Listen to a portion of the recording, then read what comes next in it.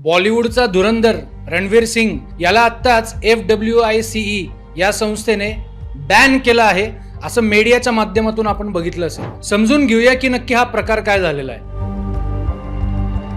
आपल्याला माहिती असेल की धुरंधर रणवीर सिंगने बॅक टू बॅक 2 मोठे चित्रपट केले, धुरंधर 1 आणि धुरंधर 2, आणि ह्याच्यामध्ये हजारो करोडची कमाई झाली.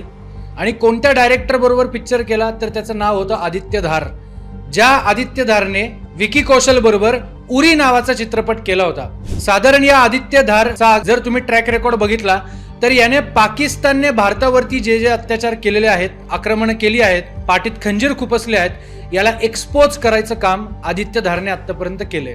आणि या आदित्य धार बरोबर रणवीर सिंगने काम केलं. आणि त्याच्यानंतर डॉन 3 जो की फरहान अख्तर पिक्चर डायरेक्ट करणार होता, या चित्रपटामधून रणवीर सिंगने माघार घेतली.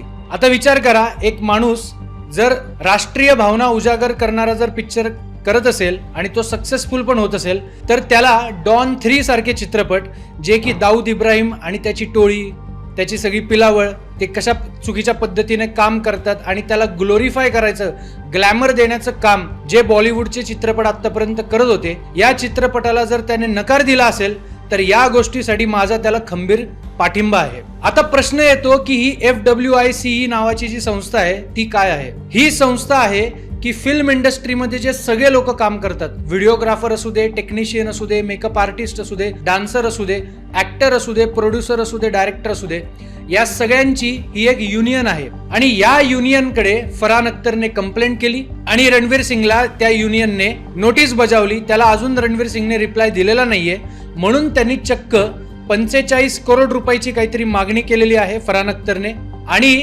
नॉन कोऑपरेशन अशी ऑर्डर पास केलेली आहे. हे नॉन कोऑपरेशनचा शब्दशः जर अर्थ बघितला तर एखाद्या व्यक्तीबरोबर आम्ही काम करणार नाही असं होतो, पण खऱ्या अर्थाने यालाच वाईत टाकणे असं सुद्धा म्हणतात.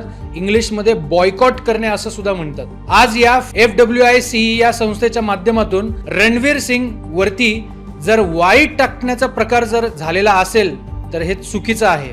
जर एखाद्या डायरेक्टर बरोबर त्याचा जर इश्यू चालू असेल तर त्या दोघांना कोर्टामध्ये जाऊ दे ना. तुम्ही त्याच्या अख्ख्या करिअर वरती एक अख्खी फिल्म इंडस्ट्री त्याच्याबरोबर नॉन कॉपरेशन म्हणजेच शब्दशः वाईट टाकणे असं कसं काय करू शकते, याचा सगळा विचार करा. जो माणूस देशप्रेमाबद्दलचे पिक्चर बनवतो, पाकिस्तानला एक्सपोज करतो, दहशतवाद्यांना एक्सपोज करतो, त्याच्याबरोबर ही परिस्थिती तयार होते. आणि हाच तो फरहान अख्तर आहे जो 3-4 वर्षापूर्वी जेव्हा सिटीजन अमेंडमेंट ऍक्ट येत होता, CAA, भारताच्या बाहेरील म्हणजेच पाकिस्तान, अफगाणिस्तान या देशांमधील हिंदूंना भारतामध्ये परत आल्यानंतर नागरिकत्व मिळावं, याच्या विरोधामध्ये हाच फरहान अख्तर रस्त्यावरती उतरला होता. याचा नक्कीच विचार करा. जय भीम, जय शिवराय, जय श्रीराम.